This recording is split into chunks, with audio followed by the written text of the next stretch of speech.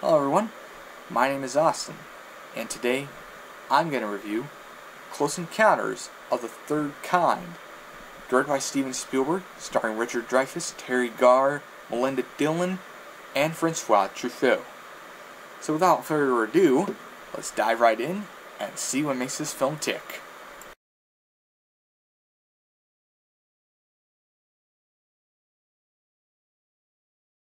In case you are unfamiliar with this iconic film, here's a plot synopsis for you. The story centers on Roy Neary, an average everyday blue-collar worker who, alongside several other bystanders, witnesses the sighting of a UFO soaring across the sky, a close encounter of the first kind, which is the sighting of a UFO. After witnessing this life-changing event, a strange vision of a mountain-like formation that cannot be explained begins to pop inside his mind. He eventually tries to discover what it means to a point of obsession that leads to his wife and children becoming fearful of what has happened. Meanwhile, bizarre occurrences happen around the world, with government agents finding close encounter of the second kind, which is discovering physical evidence of extraterrestrial visitors in the form of a lost fighter aircraft from World War II and a stranded military ship that disappeared decades ago earlier only to suddenly reappear in an unusual place. What follows is a whirlwind of emotions and leading to an iconic climax that needs to be seen to be believed. Story-wise, it's pretty good, drawing you in with its premise and making you wonder, what is it all about? Are these aliens friendly, or are they hostile? Spoiler alert, they're friendly.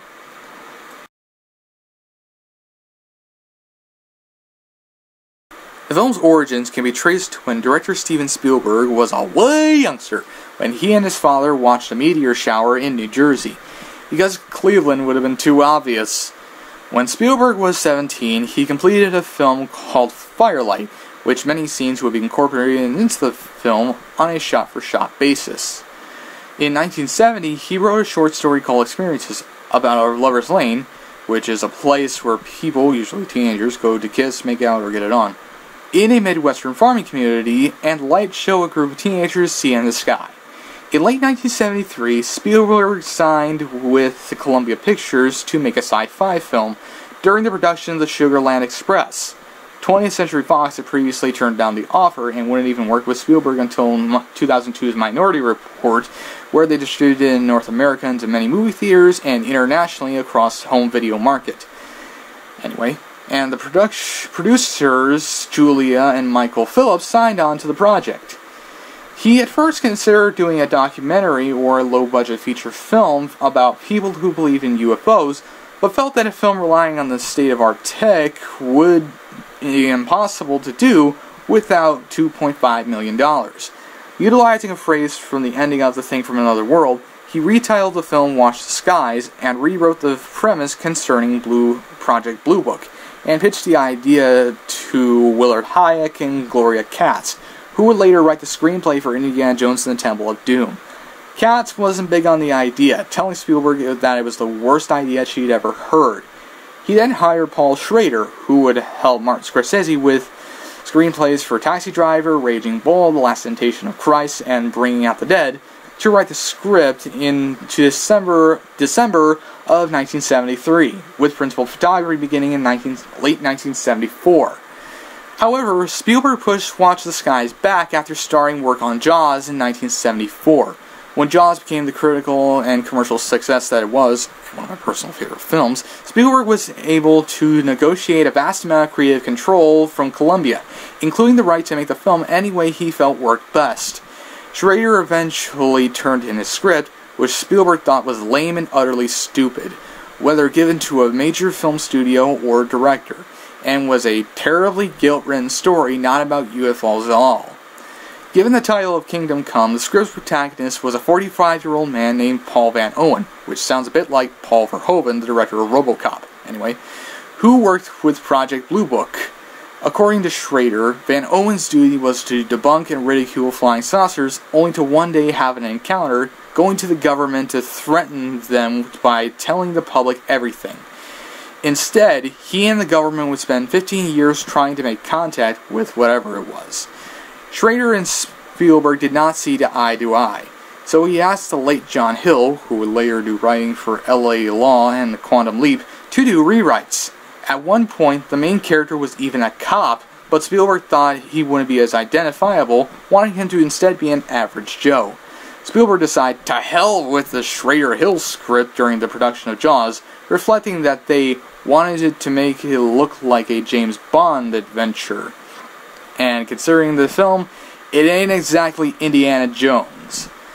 David Giler, a future producer on the Alien franchise, performed a rewrite, while Hal Barwood and Matthew Robbins, who were friends of Spielberg, suggested the plot device of a kidnapped child.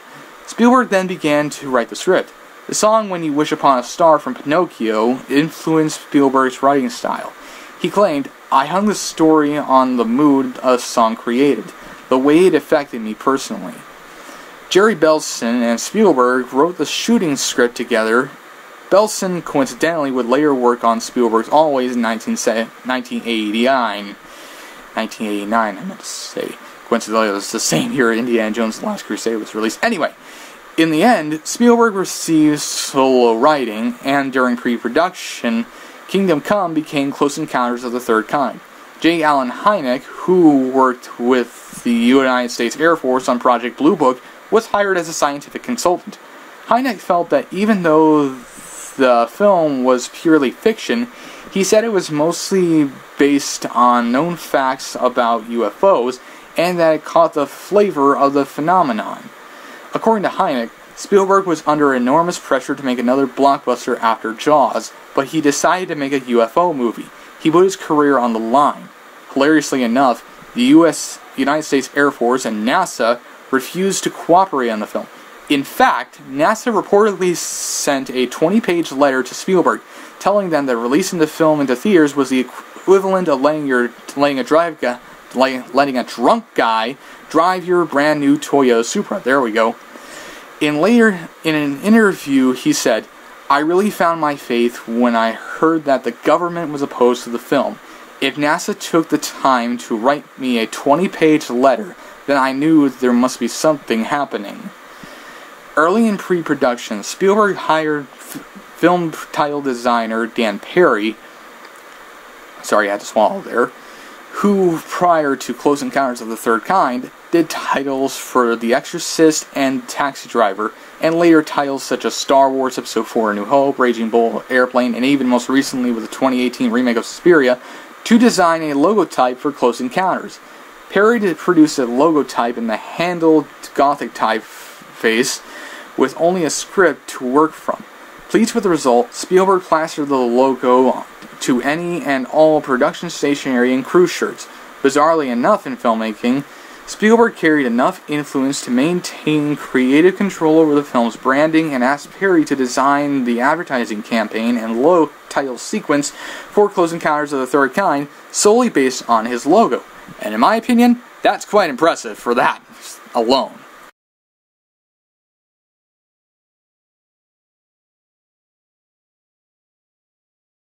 Principal photography began on May 16, 1976, although an Associated Press report in August of 1975 had suggested that the film would start shooting in late 1975.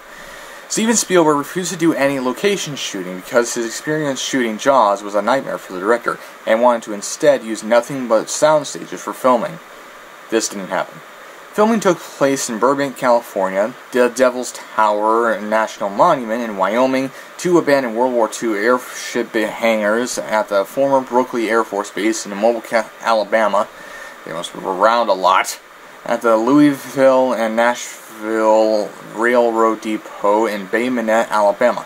I almost want to say Bay Minetta or Bayonetta for some strange reason. The home where Barry was abducted is located outside Fairhope, Alabama, and Roy's home is at Carlisle Drive East in Mobile. The toll booth that the UFOs fly through is the former toll booth at the Vincent Thomas Bridge, located in San Pedro, California. The same bridge used for Lethal Weapon 2, both the original and remake versions are Gone in 60 Seconds, To Live and Die in LA, Inception, and Charlie's Angels. It was even used as a model for the Ocean Docks Bridge for Grand Theft Auto San Andreas and the Miriam Turner Overpass for Grand Theft Auto 5. Getting back on topic, the Sonora Desert sequence was shot at the Dumont Dunes in California, and the Dharamshala, India exteriors were filmed at the small village of Hal near Kolhapur. 35 miles, approximately 56 kilometers, outside Mumbai, India, also known as Bombay. The hangars in Alabama were 6 times larger than the biggest sound stages in the whole world. And with that, who needs a soundstage? Various problems, both technical and budget-wise, occurred during filming, and Spielberg claimed Close Encounters of the Third Kind's production was even worse and more expensive than Jaws' production. Matters got worse when Columbia Pictures began to experience financial issues, with Spielberg claiming that the movie would cost $2.7 million to make in his original pitch for the studio from 1973. However, Spielberg revealed to producer Julia Phillips that he knew that the budget would need to be even bigger. The final budget came around to $19.4 million. According to Columbia exec John Veitch, if we knew it was going to cost that much, we wouldn't have green-lighted it because we didn't have the money. Spielberg hired Joe Alves, yes, I got his name right, you happy now, who collaborated with him on Jaws as a production designer.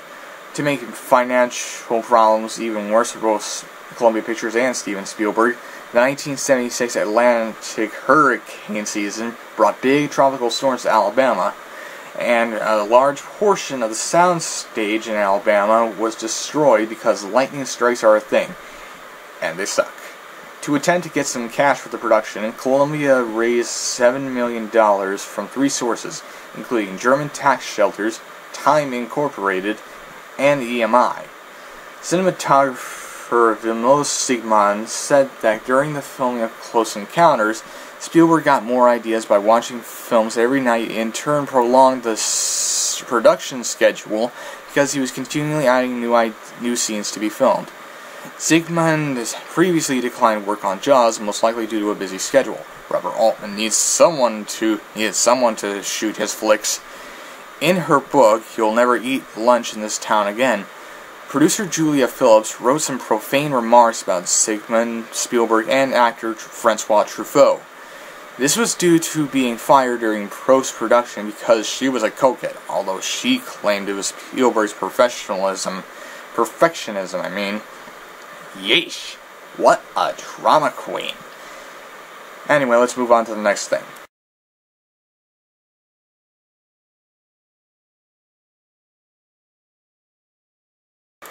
For the film's special effects, Douglas Trumbull, whose credits include 2001: A Space Odyssey, Star Trek the Motion Picture, Blade Runner, and even Terrence Malick's A Tree of Life, was hired to make the visuals pop, while the late Carlo Rambaldi, who would later work on Alien and E.T. the Extraterrestrial, created the aliens.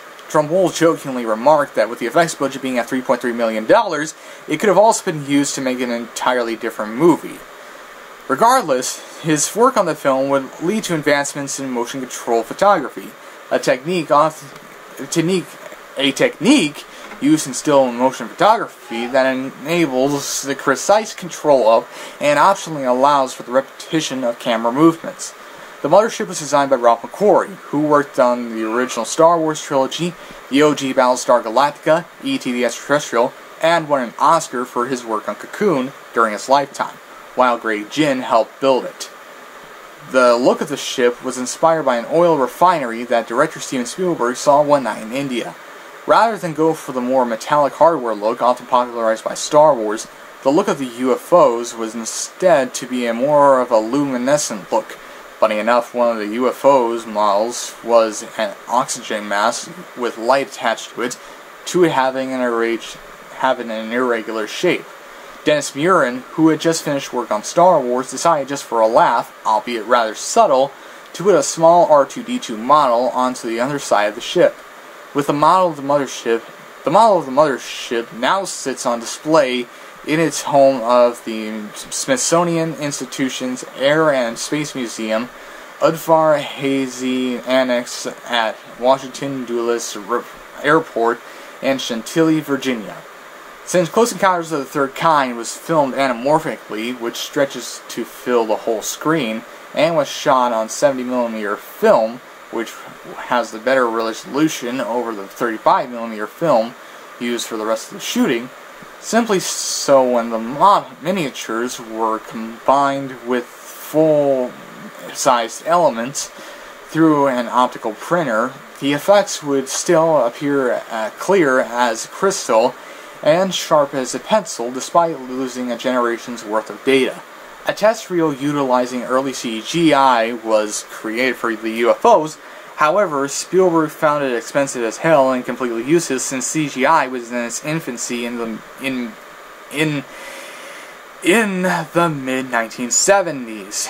In fact, CGI wouldn't become a huge revolutionary thing until Tron in 1982, or something truly amazing like in films such as The Abyss, Terminator 2 Judgment Day, and especially Spielberg's very own Jurassic Park.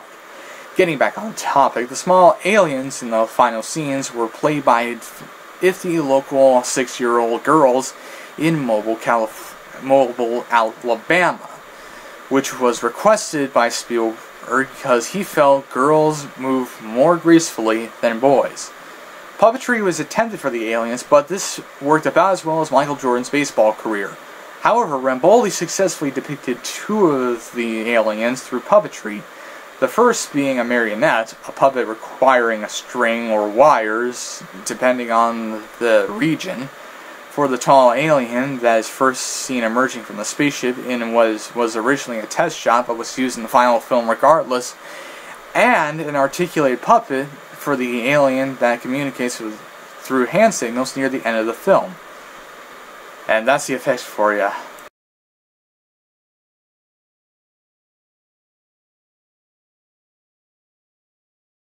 During post-production, a lot of things happened, including the first collaboration between film editor Michael Kahn and Steven Spielberg, who after Close Encounters of the Third Kind has edited all of Spielberg's movies, with the exception being E.T. the Extraterrestrial, which was edited by Carol Littleton. Prior to Close Encounters, The Sugarland Express was edited by Edward M. Abrams and Verna Fields, and Jaws was edited by Verna Fields, who famously saved Jaws from being a near disaster of epic proportions. Spielberg has claimed that no film has been harder to edit than the 25 minutes of Close Encounters, that he and Kahn went through thousands of feet of footage to get the right shots for the ending sequence. So when Kahn and Spielberg completed the film's first cut, Spielberg was unimpressed, feeling it needed more oomph to it. Pickups were brought on, however, cinematographer Vilmos Sigmund couldn't be a part of these due to prior commitments. So John A. Alonso of Chinatown, Scarface, and one of my favorite films, Blue Thunder, Laszlo Kovacs, Easy Rider, 5 Easy Pieces, Paper Moon, and Ghostbusters, and Douglas Lacombe of the first 3 Indiana Jones films did the pickups. And finally, Lacombe was originally supposed to discover Flight 19 hidden in the Amazon rainforest, but this was nixed in favor of the Sonoran Desert. Meanwhile, Spielberg removed 7.5 minutes of footage from the preview of the film. And with that, I have nothing else to say here, so let's just get to the final verdict.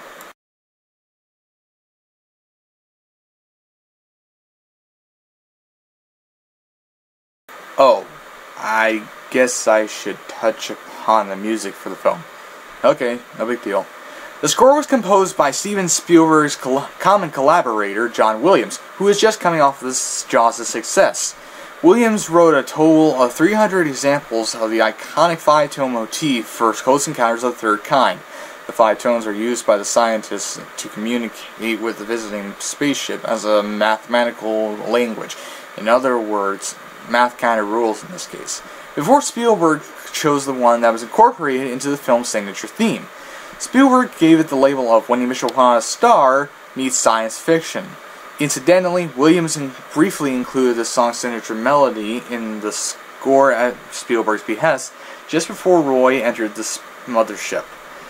The synthesizer that was utilized to perform the 5 tones was an ARP 2500, and other than its use in the film, it has also been used by musicians such as The Who, Led Zeppelin's Jimmy Page, Vangelis, David Bowie, and Red Hot Chili Peppers' John Frusciante. ARP Instruments Vice President of Engineering Phil Dodds was sent to install the unit on set, and because Spielberg thought he looked good, was cast as John Claude, the guy who played the sequence on that beast of a synthesizer in an attempt to communicate with the alien's mothership. Spielberg initially included Cliff Edwards' original rendition of When You Wish Upon a Star for Pinocchio in the end credits. However, he soon replaced it with Williams' orchestral version of it after a screening in Dallas saw several audience members giggling, probably because they thought it was cheesier than any of the religious films that the Cinema Snob has reviewed. It was later included in the special edition of the end titles on the 1998 collector's edition of the soundtrack. The score was all recorded at Warner Brothers Studios in Burbank, California, and would also get nominated for an Oscar, where Williams lost to himself for Star Wars. And with that, let's get to my overall opinion, finally, before something else happens.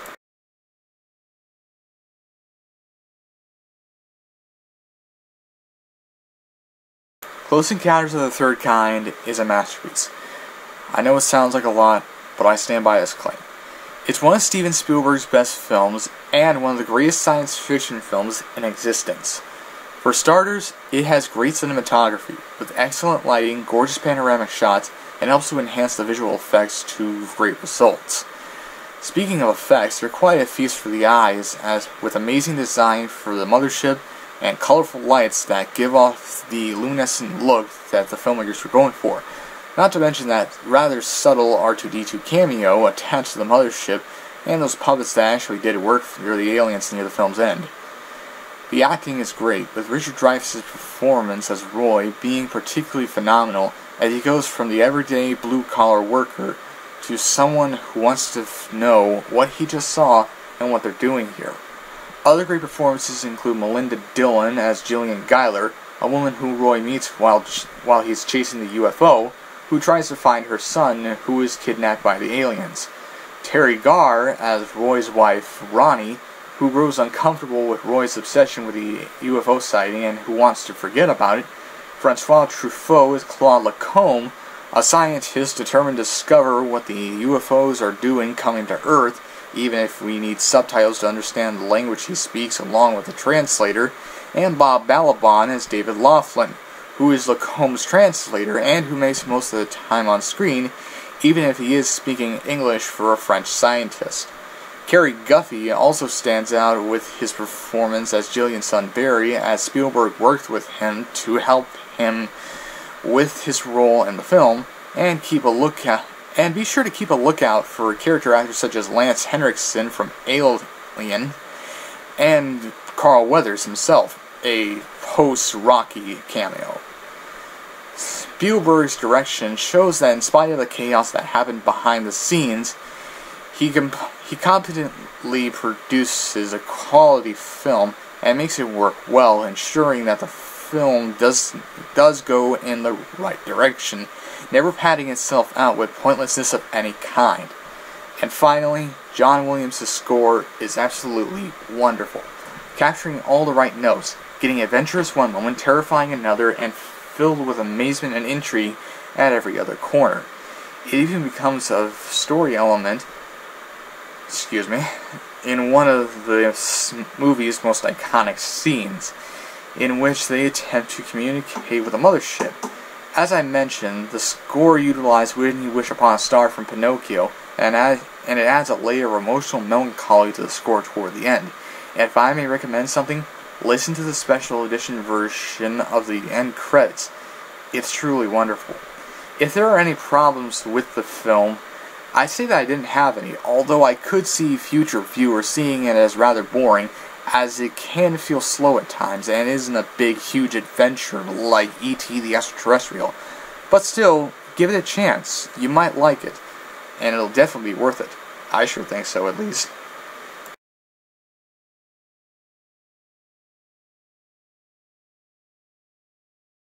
To say Close Encounters of the Third Kind was a success is an understatement. The film made over $300 million on a budget of $19.4 million and was a critical success, with author Ray Bradbury declaring it the best science fiction film ever made. The film eventually spawned 2 additional cuts due to Spielberg's dissatisfaction with the final product, with the first of these being the 1980s special edition. This version included the now infamous interior mothership scene, of which Spielberg was dissatisfied with, feeling that it should remain a mystery. This then led to the 1998 collector's edition, later referred to as the director's cut, which included elements of both the special edition and the theatrical cut, but excludes the interior mothership sequence, although I find that scene interesting just for the controversy that it caused. Aside from different versions of the movie, the film was nominated for 8 Oscars, where its only win was for Best Cinematography, although Frank Warner did receive a Special Achievement Oscar for the film's sound effects editing. The film almost got a sequel with a project titled Night Skies, however this was eventually cancelled by Spielberg, and these became 2 different projects, E.T. the Extraterrestrial and Poltergeist. Close Encounters of the Third Kind has been referenced in numerous films and TV shows, from the 5-note sequence being featured in Moonraker, Monsters vs. Aliens, and the Imagination Land episode of South Park, to the sculpture of mashed potatoes being parodied in UHF. It's truly impressive, and it's a testament to the film's legacy. So that's Close Encounters of the Third Kind. Needless to say, it is fantastic. Whether you decide to view all 3 cuts on this 30th Anniversary Edition DVD, or the more modern 40th Anniversary Edition Blu-rays, it's definitely worth your time. It's got a great score by John Williams, good direction by Steven Spielberg, great acting, good special effects for the time, and brilliant cinematography. It's a great film that I'd highly recommend. And now I want to give a big shout out to some of the biggest fans of Steven Spielberg's filmography that you may not have known were Steven Spielberg fans. And by that I'm just going to put a bunch of random fictitious characters, whether from anime, cartoons, or other stuff, and just put them all together in a big slideshow with some music playing in the background. Some of it may fit, some of it may not, whatever. Just, they're fans of it regardless, even if you want them to be or don't want them to be. So, yeah, let's get on with it.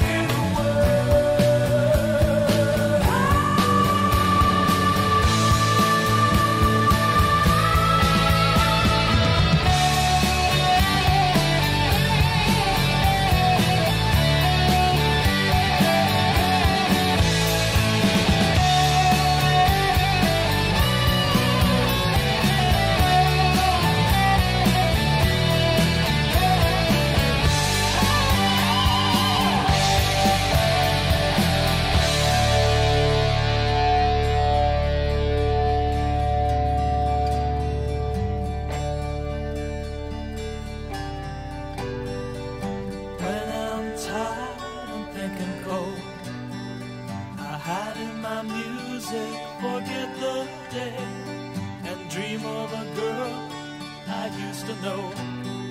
I closed my eyes and she slipped away.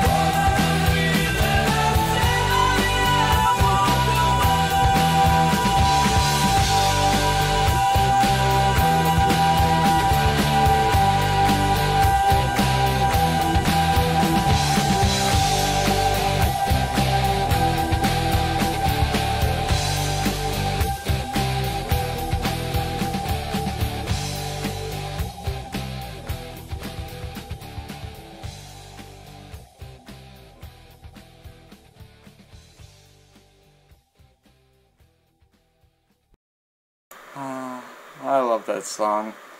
And with that, this is my review of Close Encounters of the Third Kind. I thank you for watching, and I'll see you next time with whatever I review next. So until then, I will catch ya later. See ya!